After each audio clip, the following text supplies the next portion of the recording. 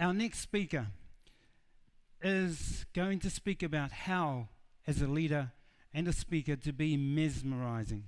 He is a 5 times winner of his national championship in South Africa for public speaking. He is the author of 6 business books with Penguin and is published in Forbes magazine. He is a Hall of Fame speaker with PSA and delivers keynotes full-time, expert on positioning and on innovation. Please welcome to the stage Douglas Kruger.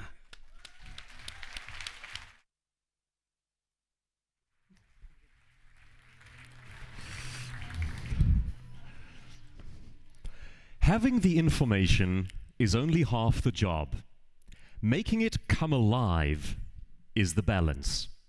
Mr. MC, fellow speakers from around the world, good morning to you. It's a joy and a pleasure to be here from Johannesburg in South Africa. There's a book that I'd like to recommend for you. If you haven't read it yet, when you're traveling through the airport, please pick up a copy of Daniel Kahneman's Thinking Fast and Slow. Daniel Kahneman is a Pulitzer Prize-winning author and a scientist, and he spent his entire life proving a simple point, and it's that human beings don't naturally think in numbers or statistics.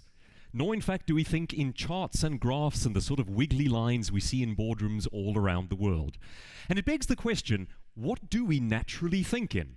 And for a room full of speakers, the chances are you already know the answer. We tend to think in meaningful stories. Meaningful stories are the medium of human communication, and they are the tool of our craft. And so our lifetime pursuit should be raising our agility and ability in using that particular tool. Today I'd like to share a few simple techniques with you that will help you to be mesmerizing every time you present, that will enable you to leave PowerPoint behind and tell stories in such a way that you captivate, move, and persuade your audiences every time. So what's the goal here? Well, have you ever had that sensation when you're reading something fascinating and you've gotten lost in time, that you close the book and it feels a little bit like you are waking up from a dream? And if the author has done it just right, it almost feels as though the real world into which you re-emerge is actually the strange and foreign land. We want to accomplish that with our audiences. We want to so entrance them that we transport them to other worlds, take them on journeys, and they essentially wake up out of a trance at the end of the presentation. Here are 3 simple ways in which you can do that. And the first one is this: when you tell your stories, make your audience the hero. Make your audience the hero of your story. And I'll give you an example of that one. Here's the principle that we're trying to convey in this particular segment. The idea is that it is more lucrative to position yourself as a top-level expert in your industry than it is to simply stay at a lower level. So it's an amateur versus expert idea, and I'd like to convince my audience that they should strive to become experts. Here's how I do that, and I open the keynote with this little story that makes the audience the hero. Imagine yourself 3 years from today. You've just spoken at a conference very much like this one, and after receiving a standing ovation, you walk out to the car park and you reach into your pocket. But something has changed in the course of your life, because you pull out the key fob to the brand new, top-of-the-range, fully stocked S-Class Mercedes-Benz. You press the button and it lights up like the Starship Enterprise. You open the door and expensive air escapes onto the pavement. And that's when you lower yourself down into a world of leather and luxury and technology. Because this car will drive itself, it will park itself, it'll massage you as you go. And you know you've arrived when even your car is willing to touch you indecently. And as you drive, you start to count your blessings, and it begins to humble you, because it's not just the physical things, it's not just the material possessions. You've also noticed a change in the way your world is working. You're receiving calls from media houses, from producers of television shows, asking you to share your thoughts on how your industry should go forward. And whenever large deals are being done in your world, someone somewhere is using the phrase, you know who you should talk to about that, and your name is coming up in the discussion. And you ask yourself, how did this happen? and you trace it back to a decision that you made 3 years ago, today, now. And it was the call to position yourself as a top-level expert by design. Now, folks, the story that you've just seen there does a couple of interesting things. Firstly, it takes the audience on a journey that they live through because they are the central character. Secondly, of course, there's a smattering of humor. Do we have to use humor in our presentations? Answer, only if you want to get paid. And of course, finally, it's very visual and very visceral. So the goal is to make that entire scenario come alive in the minds of the audience. And that's what we're after. It's not just about having the information, it's about making it come alive for them. You might also notice there's some sneaky psychology at play there, in that I've incentivized the audience to a lifestyle before I've even told them what my message is going to be. I've actually taken them to the end result prior to the proposal. You can, of course, do this both ways. I used a positive incentivization, talking about how great your life could be. You can also play on the pain. You could, for example, talk about 3 years from now, when you're still stuck in your cubicle. Your salary has remained the same, but your costs have risen, and so on and so forth. The goal there is simply to take the audience on the journey so that they personally live through it. That makes your stories more meaningful. Second technique that you can use. Take your audience as far away from the information as humanly possible and then bring them catapulting back. So what we want to do is actually step away from the topic we're speaking about, take them on a mental journey where they don't know where this is going, and then bring them back to the point. Now, as speakers, we appreciate that increasingly in keynotes and in presentations, our audiences want the how-to. They really want the nuts and bolts of getting this thing done. And I agree with that, and I believe in it myself. But I don't think we can start with the how-to. We need that buy-in, and we need that emotional journey. So here's an example of how you might do that. The scenario at play is I speak on disruptive rule breaking, how to break rules in order to innovate. Now, I don't want to start talking about the corporate side of things and get into the guts of how your organization works. I want to take you far away from that and get your emotional buy-in. And I do it like this. Imagine it's a cold winter's night. You're home from work, you kick off your shoes, and you take a seat on your couch, you've poured yourself something interesting, and you settle down to watch your favorite show. Now, this is a show that's become so famous, so iconic around the world, that if I give you just one word spoken by one of their actors, you'll know the next two words, and you'll know which show you're watching. In dulcet British tones, the actor says, "Winter is coming." You are, of course, watching Game of Thrones. Any Game of Thrones fans in the room? Yeah? Up until last year, my wife and I had never seen a single episode.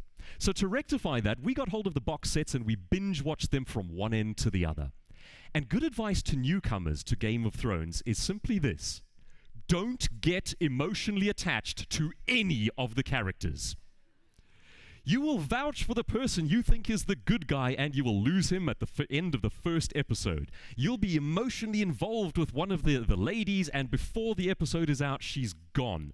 And of course, it always happens surprisingly. The producers know what they're doing. You get to 30 seconds before the titles run, and you think your character has made it. And then all of a sudden, out of the blue, your hero dies suddenly and surprisingly violently. And my wife and I sit there with our heads in our hands thinking, why do we watch this stupid show? And then something interesting happens. We turn to each other and go, should we put the next one on? Now, why does that happen? Why do people who don't inherently enjoy watching violence get addicted to a show like that?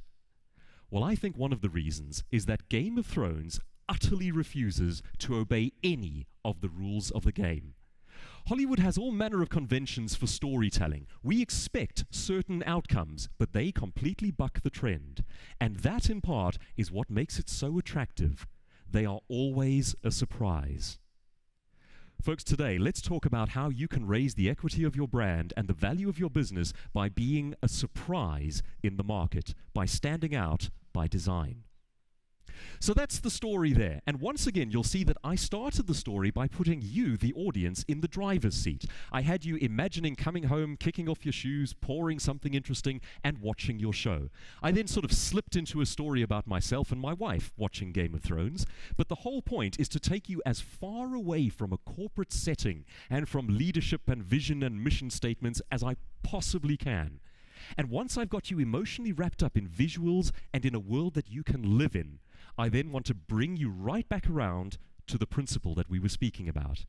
It's about creating that dream state, about getting the audience to visually and viscerally live your message. So that's 2 ideas. Here's the third one. When you have to deliver dry facts, why not try this?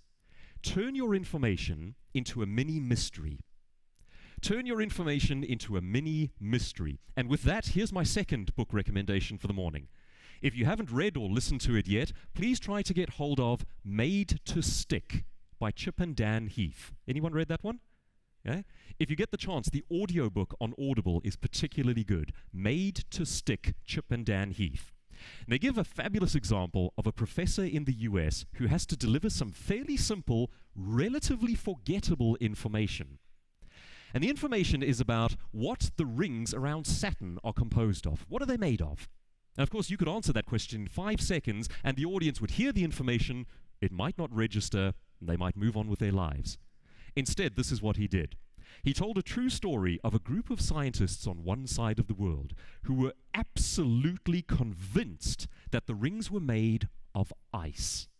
And then another group of scientists on the other side of the world who were even more convinced, and aggressively so, that the rings were made of dust.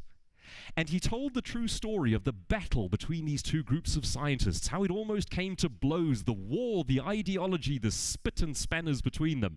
And eventually something interesting happened. The bell rings, and for the first time in all of human history, the students remained seated and silent.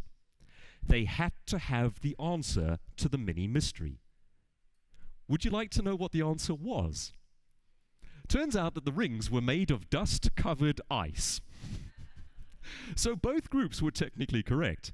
But consider the brilliance of the psychology behind that. He could simply have given that information right up front, and it may have gone in one ear and out the other. Instead, by building it up and by creating this mini mystery, he took his audience with him on an emotional, mental, and visual journey. Storytelling is the medium of human communication. Having the information is only half of the job. Making the information come alive is the balance.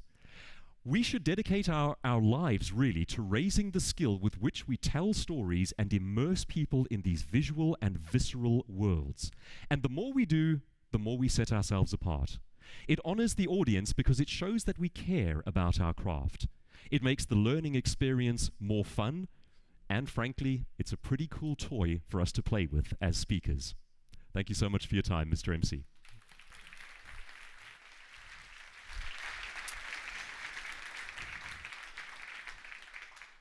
Thank you, Douglas. Hasn't Douglas got an amazing voice?